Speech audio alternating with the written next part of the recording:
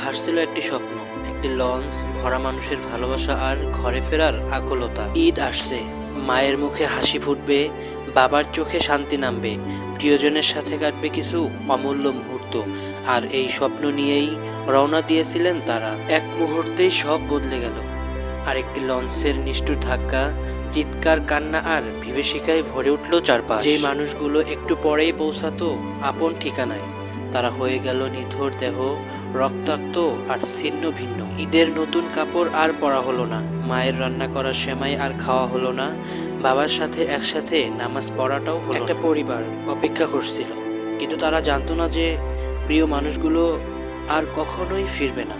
নদী আজও বয়ে চলছে, কিন্তু সেই কান্না, সেই আর্তনাদ এখনো ভেসে বেড়ায় তার বুকে। ঈদের আনন্দ সবার ভাগ্যে থাকে না।